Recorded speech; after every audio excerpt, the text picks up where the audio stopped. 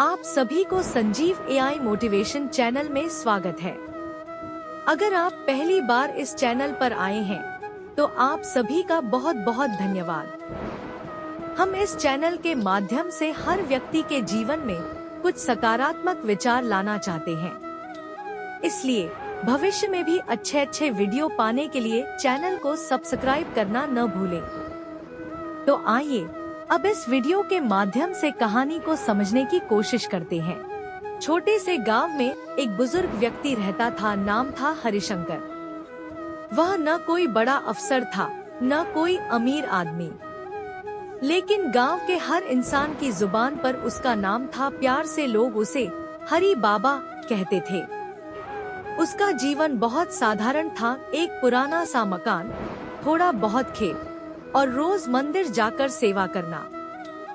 हरि बाबा का असली खजाना था उसका दिल। कोई भी दुखी हो, वह सबसे पहले हरि बाबा के पास जाता।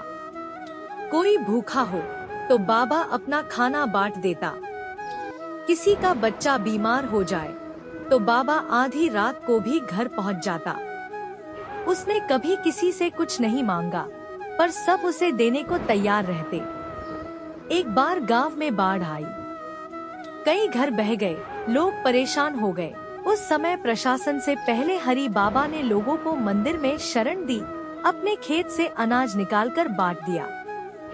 खुद भूखा रहा, लेकिन किसी का पेट खाली नहीं रहने दिया। समय के साथ वह बूढ़ा होता गया, चलना मुश्किल होने लगा, लेकिन उसका हौसला और सेवा का भाव वैसा ही रहा। फिर एक दिन जब वह 82 साल का था, उसकी मृत्यु हो गई। पर कहानी यहीं खत्म नहीं होती। उस दिन गांव में एक अजीब सन्नाटा था। कोई बाजा नहीं, कोई शोर नहीं, सिर्फ लोगों की आंखों में आंसू थे। स्कूल बंद हो गए, दुकानों के शटर गिर गए। पूरा गांव, बूढ़े, जवान, बच्चे सब उसके अंतिम दर्शन के लिए उमड़ पड़े। किसी ने कहा, बचपन में जब माँ बाप नहीं थे, बाबा ने पाला था। दूसरे ने कहा, मेरी बेटी की शादी उसी के आशीर्वाद से हुई थी। एक बच्चा बोला, बाबा ने मुझे स्कूल भेजा था, आज मैं डॉक्टर हूँ। लोग कहते हैं कि जब उसकी चिता जल रही थी, तब हवा में एक अजीब सी शांति थी, जैसे पूरा ब्रह्मांड भी उस इंसान को सलाम कर रहा हो।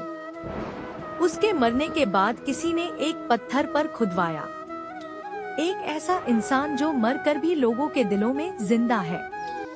इस कहानी से हमें ये सीखने को मिलता है कि असल जीवन वही है जो दूसरों के काम आए। लोग आपके पद या पैसों को नहीं याद रखते, बल्कि आपका व्यवहार, आपकी करुणा और आपकी मदद को याद रखते हैं। जीवन का सबसे बड़ा उद्देश्य है किसी के लिए कुछ करना, बिना स्वार्थ के, बिना उम्मीद के।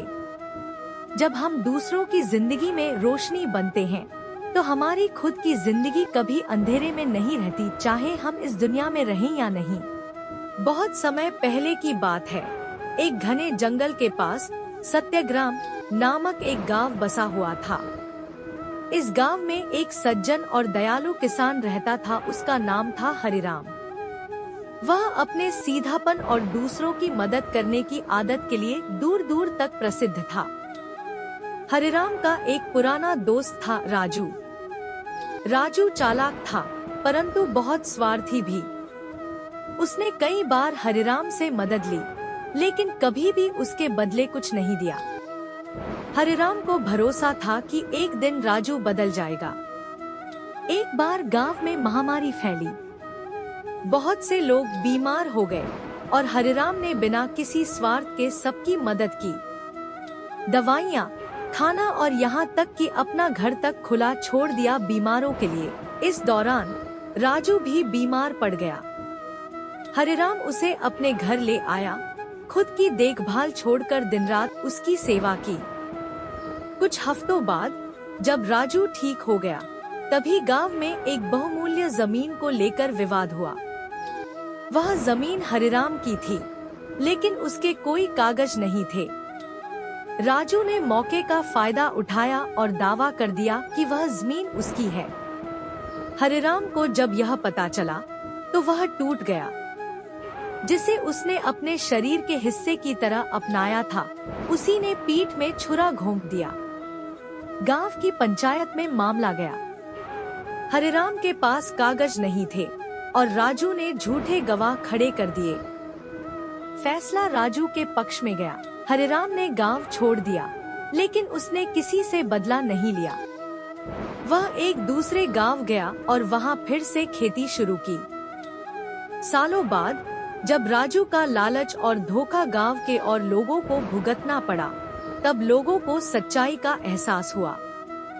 राजू की असलियत सबके सामने आ गई और उसे गांव से निकाल दिया गया। दूसरी ओर हरिराम की सच्चाई और अच्छाई की बातें दूसरे गांवों में फैल चुकी थी। वह एक सम्मानित व्यक्ति बना और अंत में उसे ही असली सुख और शांति मिली। कहानी से क्या सीख मिलती है?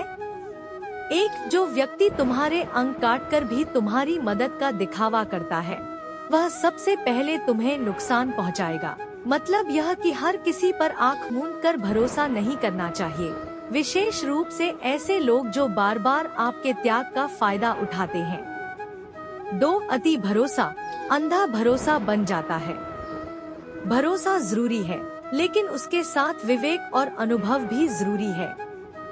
3, धोखेबाज व्यक्ति अधिक समय तक नहीं टिकता। झूठ और फरेब से भले ही कोई जीत जाए, लेकिन देर-ए-बेर उसकी सच्चाई सामने आ ही जाती है। 4, असली शांति केवल सच्चाई और मेहनत से मिलती है। हरिराम ने धोखा मिलने के बाद भी मेहनत नहीं छोड़ी। उसके कारण ही वह अंत में एक सुखी और संतुष्ट जीवन जी पाया। 5, कभी भी अपने अच्छे स्वभाव का फायदा उठाने वालों से सावधान रहना चाहिए। दया और सेवा भाव अच्छे गुण हैं, लेकिन उनके साथ विवेक और आत्मसम्मान भी जरूरी है।